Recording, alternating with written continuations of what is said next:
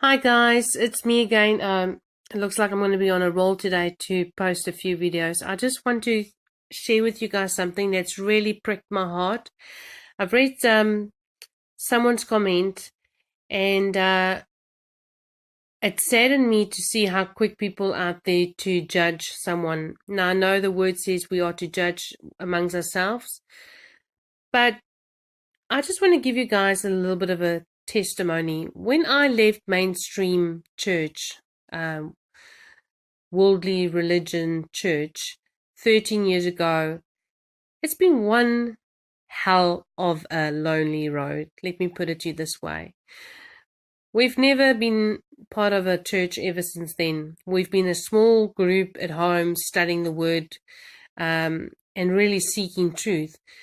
So it's lonely out there, and YouTube has been a platform where people have come together and shared teachings and things. And I know there's a lot of false teachers out there, but amongst all those false teachers is God's true children that have a piece of the puzzle, because each one of us have a piece of a puzzle to the greater picture.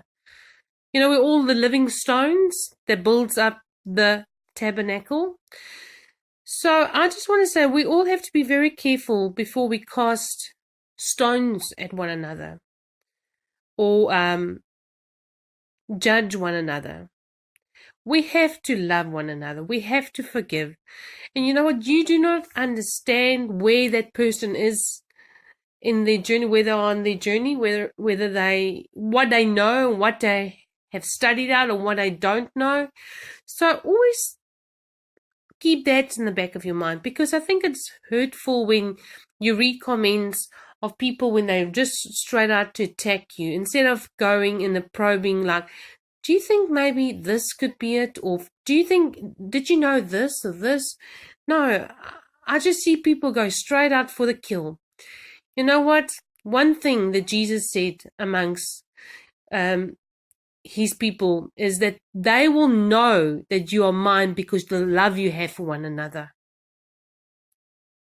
When we love one another, when we cover one another's sins, when we help one another, when we study together, remember, iron sharpens iron.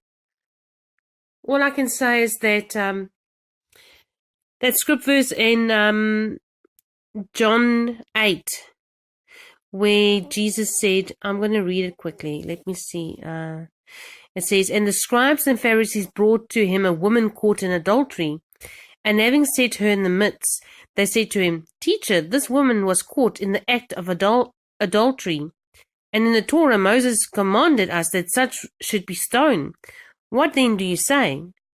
And this they said, trying him, so that they might accuse him. But Jesus, bending down, wrote on the ground with the finger as though he did not hear. But as they kept on accusing him, he straightened up and said to them, He who is without sin among you, let him be the first to throw a stone at her.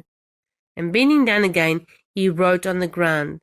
And when they heard it, being reproved by their conscience, went out one by one, beginning from the older ones until the last.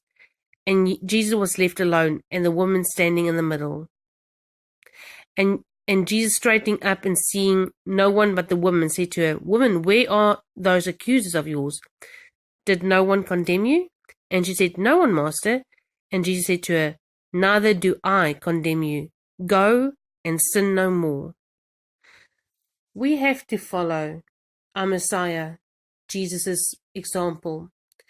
Now, I just want to give you guys a bit of a background. I come from, when we left church, because of the lot of falsehood that was going in the church, and we were so hungry for truth, and we started searching out the truth. Yes, I was one of those that got on the bandwagon, and I found out, oh, Christmas, you know, Jesus was never born on Christmas, 25th of December. And that's true. But you know, I went on to slay with my mouth everyone else that was doing Christmas, you know, not realizing That God has a plan, and everyone will slowly but surely be led, in their time. They might be the ones that have to go through the tribulation to get to wake up, or some will have to go through persecution, or whatever the case may be.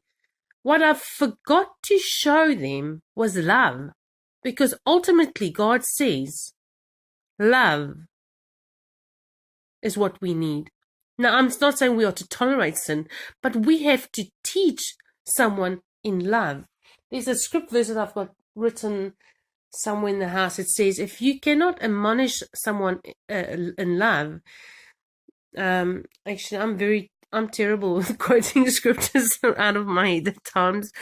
I have to completely be spiritually filled at that moment to remember every single thing. But one of the other things is you can have prophecy, you can have everything, but if you do not have love, you have nothing. You have nothing.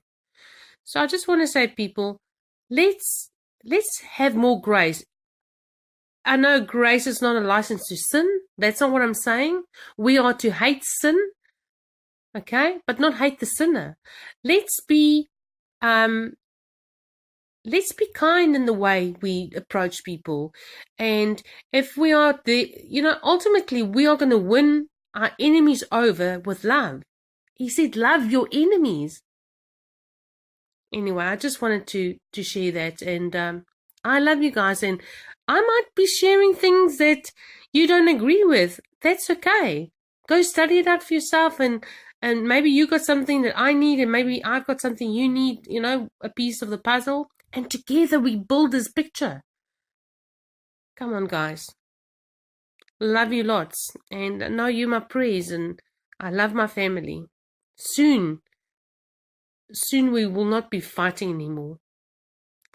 We'll be in the kingdom with our Heavenly Father and Jesus reigning over us. Hallelujah.